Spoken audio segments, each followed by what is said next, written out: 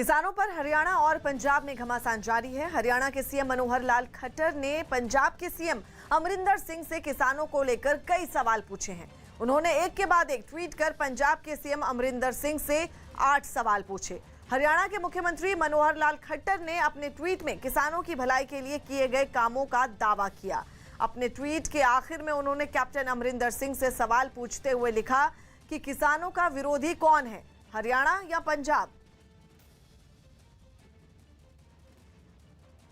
महाराष्ट्र में दही हांडी का उत्सव मनाने पर मचे सियासी घमासान के बीच मुंबई पुलिस ने एक नोटिस जारी किया है। मुंबई पुलिस के नोटिस के मुताबिक दही हांडी उत्सव का आयोजन करने पर कड़ी कार्रवाई की जाएगी। मुंबई पुलिस ने अपने नोटिस में कोरोना नियमों का हवाला देते हुए भीड़ जुटाने पर सख्त कार्रवाई की चेतावनी दी है। राज्य सरकार ने कोरोना की तीसरी लहर की आशंका को देखते हुए दही हांडी उत्सव मनाने पर रोक लगा दी है, लेकिन सरकार के इस फैसले के बाद बीजेपी और एमएनएस ने राज्य की उद्धव ठाकरे सरकार पर हिंदू विरोधी होने का आरोप लगाते हुए दही हांडी उत्सव मनाने का ऐलान किया है। बीजेपी नेता राम कदम ने एक दिन पहले ही ट्वीट करके दही हांडी उत्सव मनाने का ऐलान कर दिया। उन्होंने ट्वीट करके कहा कि वो आज सुबह 9:30 बजे घाटकोपर में दही हांडी उत्सव मनाने पहुंचेंगे। दही हांडी उत्सव पूरे राज्य में बड़ी धूमधाम से मनाया जाता है। इसमें कई फीट ऊंची मटकियां बांधी जाती हैं और गोविंदाओं की टोली उसे तोड़ने की कोशिश करती है। इस दौरान मटकी फोड़ने और उसे देखने वालों की काफी भीड़ होती है। पर सरकार अब पुलिस बल का प्रयोग करके इस प्रकार की नोटिस देने का दुस्साहस कर रही है।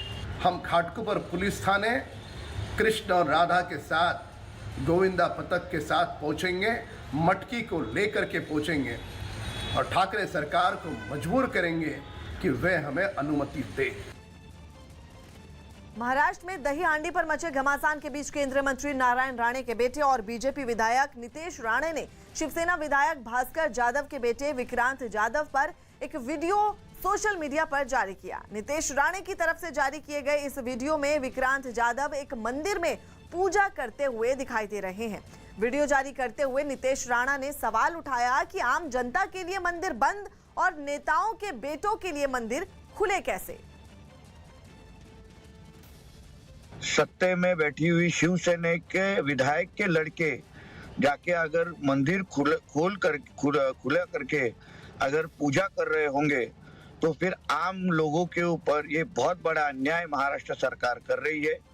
इस अन्याय के विरुद्ध भारतीय जनता पार्टी के तरफ हम तीव्र आंदोलन आने वाले समय में करने वाले हैं। उत्तराखंड के पिथौरागढ़ में बादल फटने की वजह से भारी तबाही हुई। वहां मलबे में दबने से 3 लोगों की मौत हो गई, जबकि कई लोग लापता हैं। बताया गया कि वहां के धारचूला में बादल फटने के बाद पानी अपने साथ मलबा और चट्टानें लेकर नीचे की तरफ बहने लगा, जिसने रिहायशी इलाके में पहुंचकर तबाही मचा दी। वहां से जो तस्वीरें सामने आई उनमें बर्बादी के सबूत साफ दिखाई दिए। कई इमारतें तो मलबे में बदल गईं, जबकि कईयों को भारी नुकसान पहुंचा। पानी का बहाव इतना तेज था कि वो अपने साथ बड़ी बड़ी गाड़ियां तक बहा ले गया।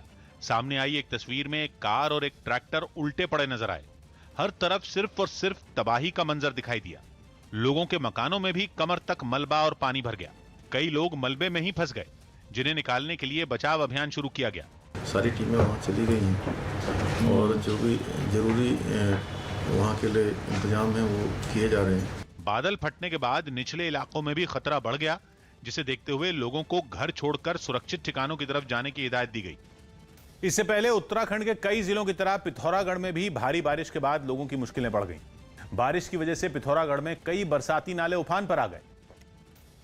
और ऐसे ही एक बरसाती नाले की तस्वीर सामने आई पिथौरागढ़ के मुनस्यारी से। वहां पिछले कुछ दिनों से हुई तेज बारिश की वजह से बरसाती नाले में ऐसा उफान आया कि उसने सड़क को ही बंद कर दिया। रास्ता बंद होने के बाद लोग अपनी जान जोखिम में डालकर सड़क पार करते नजर आए। इसी खतरनाक रास्ते को पार करने की एक और तस्वीर सामने आई, जिसमें पास के गांव की कुछ महिलाएं सैलाब के बीच से गुजरती दिखी। तेज बहाव के बीच एक दूसरे की मदद से उन्होंने एक एक कर रास्ते को पार किया। बताया गया कि 2 दिन तक लगातार हुई बारिश की वजह से मुनस्यारी में कई जगह सड़कें टूट गईं और लोगों के सामने एक इलाके से दूसरे इलाके में जाने की समस्या खड़ी हो गई।